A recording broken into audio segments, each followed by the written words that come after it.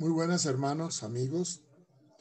Hoy quiero enfocar un tema que me llama la atención. ¿Por qué el culto cristiano está en decadencia? ¿Por qué no salimos compungidos y convertidos, pero sí emocionados y relajados? ¿Es que acaso la iglesia se ha convertido en un centro de motivación o debe ser un centro de confrontación con la realidad que estamos viviendo a nivel de pecado y a nivel profético? Hoy quiero analizar con ustedes este tema. Sí, el tema que hoy nos ocupa. ¿Por qué el culto cristiano está en decadencia? Así que pongan mucha atención a esta enseñanza.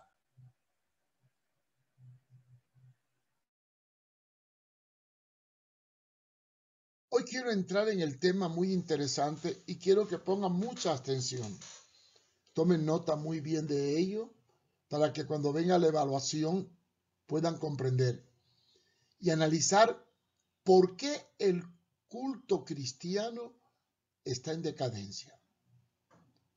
Quizás ustedes son jóvenes y no han vivido el cristianismo de hace 50 años atrás.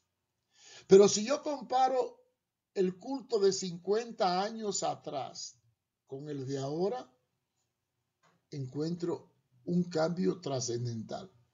Es más, si lo comparo con el de la iglesia primitiva y uno de los apóstoles resucitara y ve el culto moderno, posiblemente no se mueran ni crucificados ni martirizados, sino se mueran de un infarto al corazón. Pero vamos a analizar este tema. ¿Por qué el culto cristiano está en decadencia? ¿Cuál es la realidad actual de la iglesia moderna? Cuando miro los cambios en los cultos y las prédicas que se hacen en las iglesias evangélicas en los últimos 40 años, quedo perplejo. Sí, perplejo, al ver cuántos valores históricos, bíblicos y patrimoniales hemos perdido. Y patrimonio es herencia, herencia de valores, de costumbres y de conductas. Las modas e influencias culturales y tecnológicas han hecho mella en nuestra liturgia.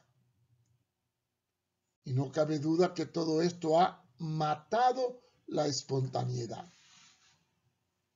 ¿Qué es la espontaneidad? El actuar por lo que sentimos y no por lo que nos dicen. Se ha destruido el amor verdadero. Se ha perdido la entrega incondicional. Todo es por interés.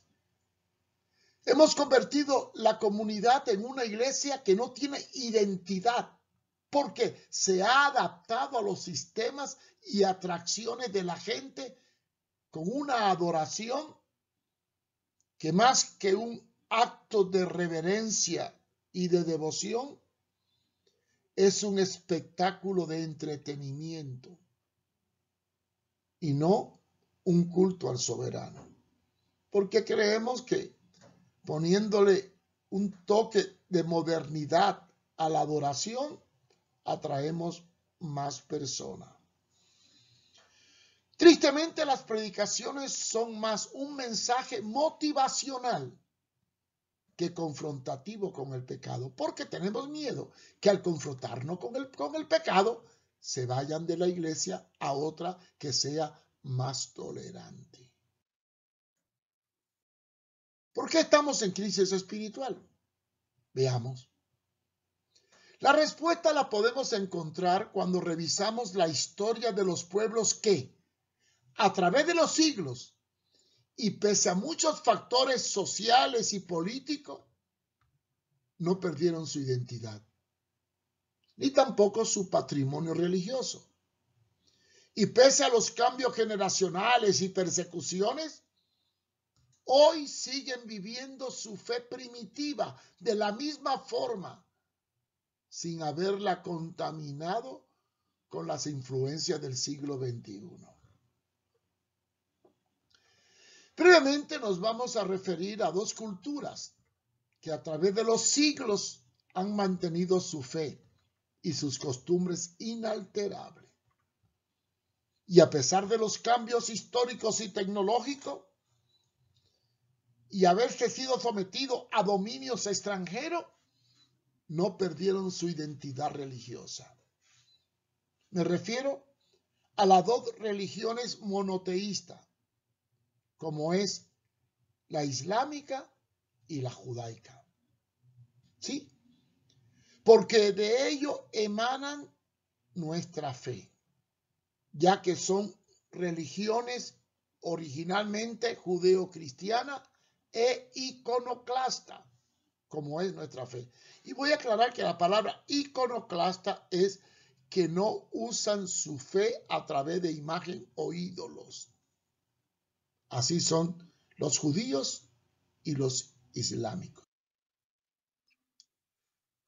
La evidencia más fuerte de lo que es un patrimonio religioso lo tenemos en la historia de los judíos y árabes que habitaron en la península ibérica después de la diáspora del año 70 y los árabes después de la conquista de Mahoma en el año 800 y que se remonta a la época romana del siglo II y se extendió hasta el florecimiento de la Edad Media, principalmente en el sur de España. Yo viví en Córdoba y conocí muy bien la influencia árabe y judía en la cultura española, incluso en el idioma.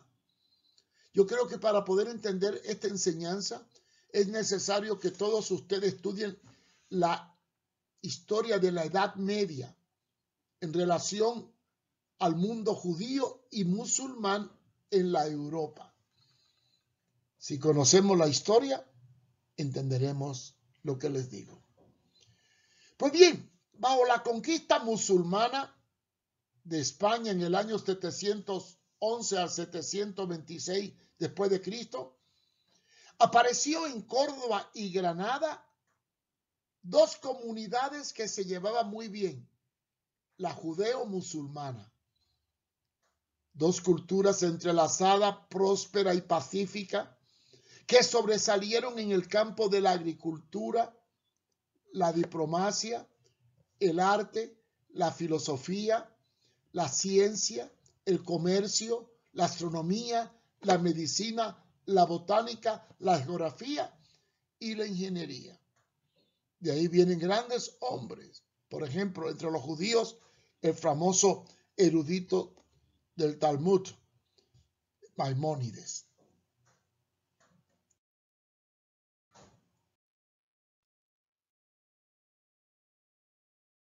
Constituían los 10% de la población, o sea, el 10% de la población de España estaba en esta zona. Un porcentaje solo comparable con la Polonia anterior a la Segunda Guerra Mundial. Pero esta unidad de judíos y árabes y cristianos ocurrió sin que ninguno perdiera su patrimonio histórico de la fe y costumbre y convivencia entre ambas culturas, sin pleitos, contiendas ni discriminación. Estos llegaron a ejercer los cargos públicos más altos de su historia, con la posible excepción de los Estados Unidos de Norteamérica en el día de hoy. De manera que el progreso no destruyó la herencia y las costumbres religiosas de los árabes y de los judíos.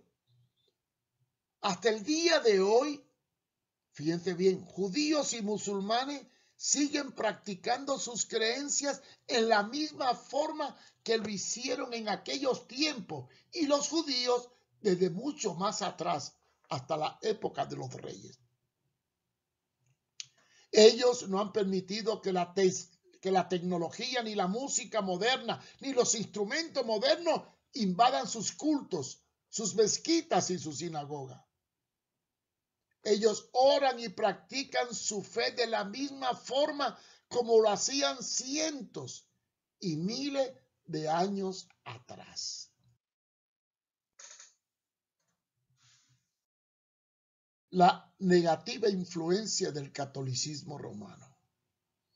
Pero vemos a través de la historia cómo a medida que la Iglesia Católica Romana conquistaba el poder y las influencias de los reyes de España, promovieron la persecución contra los judíos y los musulmanes, y posteriormente en la Inquisición contra los protestantes, iniciando una terrible persecución que se iba extendiendo sobre todo en las comunidades judías y musulmanas del sur de España. Miren, hermanos, fue tan terrible la persecución que muchos judíos huyeron y expulsaron a los musulmanes, siendo todos ellos víctimas de la intolerancia religiosa de un cristianismo fanático, y los obligaron en su inicio a vivir en juderías cerradas hasta el extremo que se les prohibió el ejercicio de muchas de sus prácticas religiosas. Principalmente a los judíos se les prohibía guardar el sábado, hacer sus ceremonias y expresar su fe en público. Pero sin embargo, lo seguían haciendo en privado. Por último, fueron expulsados de España si no se hacían católicos romanos. Porque la conversión no es una imposición, es una elección. Algunos judíos, para no perder sus bienes y huir, aparentemente aceptaron la fe católica.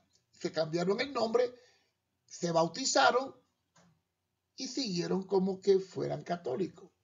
Pero en su vida íntima, en su hogar, siguieron observando las normas y la fe judía, y así se le enseñaron a sus hijos. A estos judíos aparentemente cristianos se les llamó marranos. Y los que salieron huyendo y se extendieron por el mundo y América, se les llamó las comunidades sefardíes. Vamos a aclarar qué significa el término despectivo de marranos a los judíos que aparentemente se hacían católicos. Los marranos, una forma despectiva con la cual eran denominados los judíos en España y Portugal, obligados a convertirse al cristianismo, pero seguían observando sus costumbres y religión.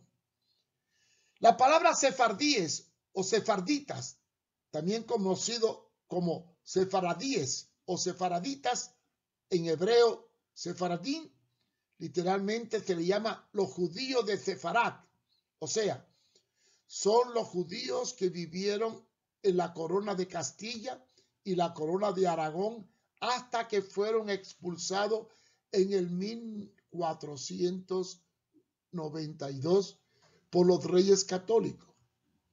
Y también a sus descendientes se les llamó sefardíes, quienes, más allá de residir en territorio ibérico o en otros puntos geográficos del planeta, permanecían ligados a la cultura hispánica.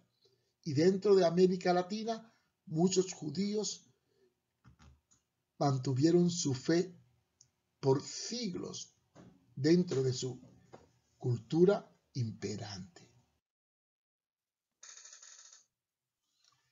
El cristianismo moderno no ha vivido situaciones semejantes a las que ya relatamos de los sefardíes y de los musulmanes. Pero no es necesario que ocurra esto, ¿no? Porque el diablo se ha encargado de introducir en la iglesia costumbres mundanas para arruinar los cultos y destruir la verdadera adoración, la verdadera comunión y la verdadera espontaneidad. ¿Sí? ¿Y cómo lo ha hecho? Bueno, sencillo. Introdujo la distracción, la manipulación, los ritmos carnales y la imitación a los esquemas del mundo, réplica de las discotecas y costumbres paganas, disfrazada de un pseudo cristianismo. O sea, Es como coger un burro y vestirlo de vaca y decir que es vaca, aunque sigue siendo burro. Esto ha hecho que los cultos actuales sean amenos, pero pocos expresivos e interactivos internamente. Y con ello han matado la libertad del Espíritu Santo para implantar en su lugar la manipulación de los hombres con métodos llamados motivacionales e influencia subjetiva, como por ejemplo la confesión positiva, de la cual podemos hablar. En esta situación que vivimos de tantas influencias mundanas dentro de la iglesia y de los cultos, yo os pregunto, ¿cómo podemos restaurar el culto primitivo en esta situación que vivimos?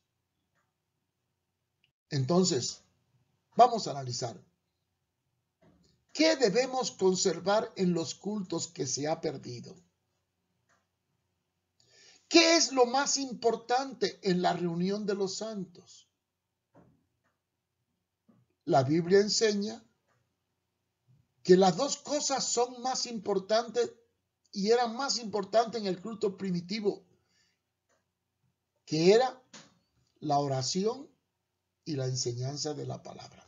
Esta era la esencia del culto primitivo, la oración y la enseñanza de la palabra. Y los cánticos eran espontáneos y espirituales. Sin embargo, lo más importante y lo más prominente en la reunión de la iglesia primitiva era la enseñanza de la palabra. Y la música y los anuncios, ¿en dónde iban? ¿Te lo pregunta? Bueno, pues no existía como esencia. No habían instrumentos ni habían anuncios.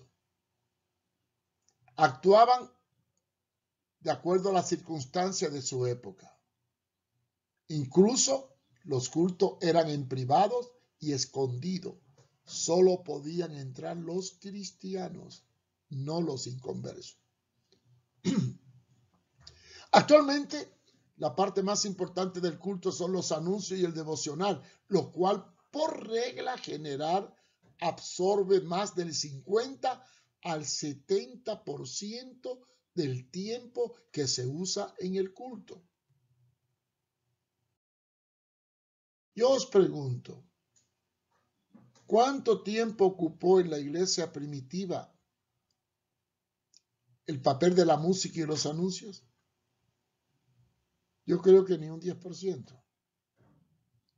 Sin embargo, los mensajes de la palabra y el compartir la oración entre los hermanos duraba más del 80% y a veces se extendía hasta la medianoche, al grado tal que en una ocasión Pablo fue tan largo que se le cayó de una ventana a Eutico de un segundo piso.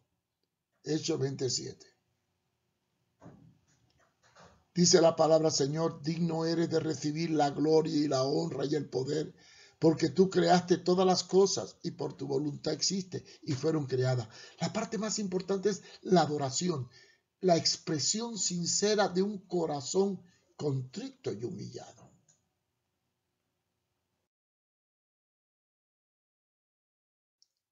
¿Cómo eran los mensajes en la época bíblica? ¿Educativos? ¿Motivacionales? ¿Divertidos o confrontativos? Escoge. ¿Y en qué parte del culto los hermanos se expresaban? Y ahora pregunto, ¿y en los cultos modernos hablamos entre nosotros con himnos y cánticos espirituales, cantando y alabando al Señor en nuestros corazones, como dice Efesios 5:19? Sí, porque dice 1 Corintios 14:26. ¿Qué pues, hermano? Cuando os juntáis, cada uno de vosotros tiene salmo, tiene doctrina, tiene lengua, tiene revelación, tiene interpretación. Hágase todo para edificación. Y hablemos de los signos actuales. Sí, hablemos de los signos actuales. ¿Tienen contenido doctrinal los signos actuales? ¿Son espirituales? O sea, ¿nacen de la espontaneidad? Y otra pregunta. ¿Y qué elemento debe de haber en un culto? Bueno, los que ya citamos, lo señalado en 1 Corintios 14, 26. Vamos a analizar los sonidos, los instrumentos y lo que cantamos. Hoy los instrumentos musicales dominan en el culto. Yo he tenido experiencia en iglesias donde al irse la luz y no haber cómo tocar instrumentos, el pastor ha dicho, bueno, hermano, como no hay luz, vamos a pasar a la palabra. Los instrumentos producen decibeles de potencia a través de los equipos. Muchas veces estos rompen los parámetros de la salud auditiva para producir la bendición electrónica o contaminación acústica. Tristemente, el que dirige determina lo que debo decir y lo que debo de hacer. A veces dice, hermano, dé un grito de victoria. Hermano, salte. Hermano, levante la mano. Palmotee a Dios. Diga a tu hermano que está al lado esto, lo otro. Remolinéate. Da vuelta. Brinca. Todo esto es manipulación desde el púlpito. Y la gente, como borrego, hace todo lo que le dicen. Y yo digo, ¿somos marionetas en manos de los que dirigen? Y si se va la energía eléctrica y ya no podemos cantar, ¿qué hacemos? Y otra pregunta muy interesante, ¿y cuando cantamos, entendemos lo que decimos? ¿Analizamos bíblicamente el contenido de la letra de lo que cantamos? Y hablando de los decibelios de potencia, voy a aclarar, ahí tiene una gráfica hasta cuánto soporta el oído humano. Según la Organización Mundial de la Salud, y usted lo puede buscar en una enciclopedia, el oído humano puede tolerar hasta 55 decibeles de forma que no cause daño, sin ningún daño a la salud. Y dependiendo del tiempo de exposición, cuando los ruidos son mayores de los 60 decibeles, puede provocar malestar físico. Cuando aumenta el mismo, pueden aparecer dolor de cabeza, taquicardia, agitación en la respiración y parpadeo acelerado. También los decibeles que sobrepasen los 70, 80 pueden afectar los músculos que se pueden poner tensos. Si una persona se expone durante mucho tiempo a más de 85 decibeles, puede incluso correr riesgos cardiovasculares. También es posible que se registre un incremento en los niveles de colesterol, triglicéridos y glucosa en la sangre. Y hermano, aunque usted no lo crea, yo voy a culto y tengo en mi aplicación de celular un app que mide la potencia de los decibeles en el medio. Y he ido a culto donde la potencia de sonido de los decibeles en la parte de atrás alcanza los 110 decibeles, semejante a un avión cuando arranca su motor de propulsión. Y esto es muy dañino a la salud. Hoy en día necesitamos comparar los himnos antiguos con los modernos. No solo en la melodía, que por cierto, la melodía moderna es muy movida, estimula, sino tenemos que analizar los himnos en su contenido teológico. ¿Sí? Por ejemplo, voy a poner un ejemplo. No es lo mismo cantar diciendo, pasa por aquí, Señor, porque supuestamente el Señor está aquí, Mateo 18:20. ¿Qué decir? Yo me rindo a Él, que envuelve un sometimiento al señorío de Cristo. Hay coritos que dicen, levántate, oh Dios. ¿Cómo se va a levantar si él siempre está despierto? El devocional debe ser la antesala para entrar a la enseñanza de la palabra. Y la palabra es la esencia del culto, el centro del culto. Y el cántico debe expresar contenido teológico entendible. Aquellos signos clásicos, yo me rindo a Él, en la cruz, todo lo puedo en Cristo. Aquellos signos que decían, voy a contarte una historia, y tantos signos gloriosos de los signarios de gloria, hoy se ha perdido. Y hemos dado paso a coritos que no tienen ni son ni ton. Y muchas veces hasta ni tienen teología, más bien aberraciones. Todas las iglesias han hecho del culto una liturgia muy dogmática y rígida, que busca mantener el orden de la congregación. Tristemente, ya que los cultos son públicos y no son privados, como era la iglesia primitiva, hay que controlar, por lo cual se requiere el control. Y esto lo hacemos para evitar el posible desorden. Pero, ¿cuál ha sido el precio que hemos tenido que pagar para evitar el desorden en un culto? La dogmatización del orden y el esquema litúrgico del culto que tristemente ha matado la espontaneidad. Expresión y reverencia en los cultos. Debemos tener presente que en la reunión de los santos debemos expresarnos, dar gracias, recibir palabra de exhortación y edificación, testimonio, y que la enseñanza no sea un monólogo. Yo hablo y todos callan, sino un diálogo. Que podamos orar con libertad, que al cantar entendamos lo que cantamos, sintamos y vivamos lo que decimos. Que entendamos que la comunión no es una forma de estar, sino una forma de ser. Que aunque haya un orden o una liturgia, no dejemos que la misma nos ate. No existe en el Nuevo Testamento un orden determinado de culto, sino unos elementos que deben de haber en el mismo, el cual debe modificarse según el Espíritu opere para que no caigamos en monotonía y nos aburramos. Ay, hermanos, cuando en el culto siempre ocurre lo mismo. Llega un momento en que la gente se aburre. A veces está tan bien estructurados los cultos que terminan enjaulando al Espíritu Santo.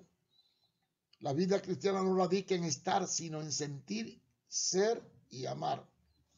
Y no ir a dormirnos, sino a expresarnos, a expresar lo que sentimos.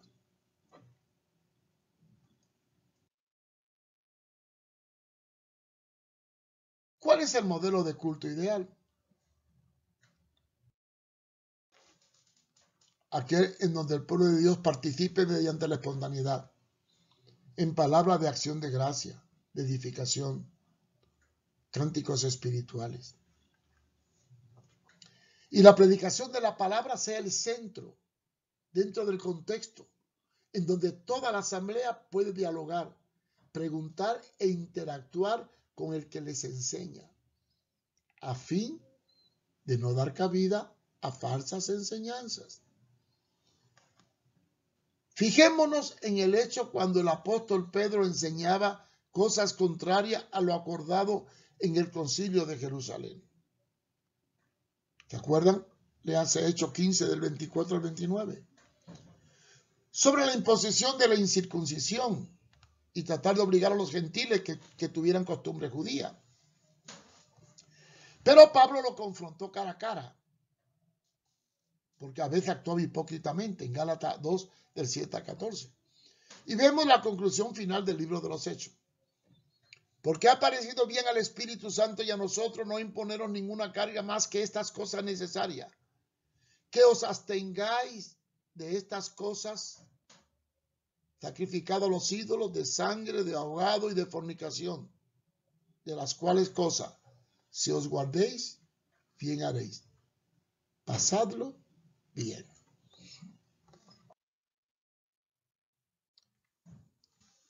Para lograr esto necesitamos tener una congregación educada y preparada en la doctrina, que sepa discernir la forma de actuar, por lo cual el participar dentro del culto debe ser controlado por los ancianos en la forma que se explica en Primera de Corintios, capítulo 12, del 26 a 36. Búsquelo en su Biblia. Búsquelo. Debemos entender que la evangelización y el adoctrinamiento debe hacerse por separado, en las casas y en lugares públicos. Y que en la iglesia tenemos que hacerlo todo decentemente y en orden, como enseña la palabra. Pero busquen 1 Corintios 12, del 26 a 36, y analícelo muy bien.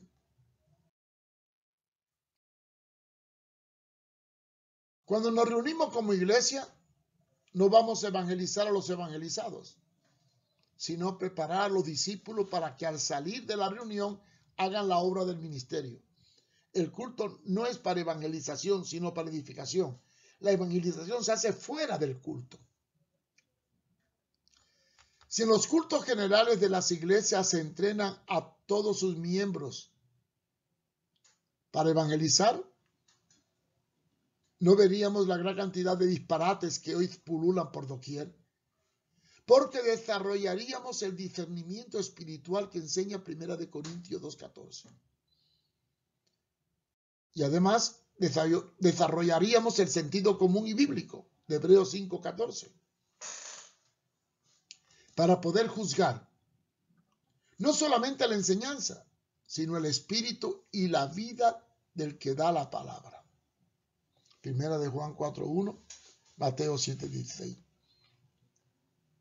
Porque debe tener un buen testimonio, tanto de los de adentro como de los de afuera. Y está muy clara la enseñanza al respecto, ¿verdad? No podemos obviar esto.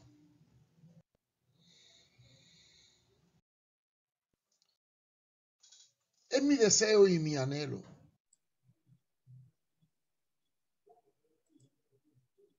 que una iglesia retorne a las sendas antiguas, como dice Jeremías 6:16. Es mi deseo y anhelo que con esta enseñanza restauremos un culto espontáneo, donde el centro del mismo sea adorar, alabar, pero más que nada, compartir los unos con los otros el amor de Dios y sobre todo, aprender y entender la palabra. Bien, hermanos, está muy clara la enseñanza. Yo espero que la atesoremos y busquemos retornar un poco al sentido bíblico de la adoración, del culto, de la evangelización. Si usted analiza muy bien el libro de los Hechos, va a ver que la iglesia evangelizaba por las plazas, las calles y en la salida de las sinagogas. Y entonces, en la reunión íntima de los santos, se formaban y en las casas se doctrinaban. 3 áreas de acción: evangelizar en las calles y plazas, enseñar en las casas y compartir y edificarse en la iglesia. ¿Por qué hemos perdido estos principios y hemos convertido la iglesia en teatro con danzarinas, canciones, ritmos exóticos, movidos, volúmenes altos, manipulación y no expresión y libertad de espíritu? Hermanos, hoy más que nunca tenemos que volver a las sendas antiguas. Ayúdanos, Señor, a restaurar el culto, a dejarnos de tanta liturgia y dogmas de hombre y volver a la sencillez de la iglesia primitiva. Te lo pedimos en el nombre de Jesús. Amén. Gracias por su compañía y Dios nos bendiga.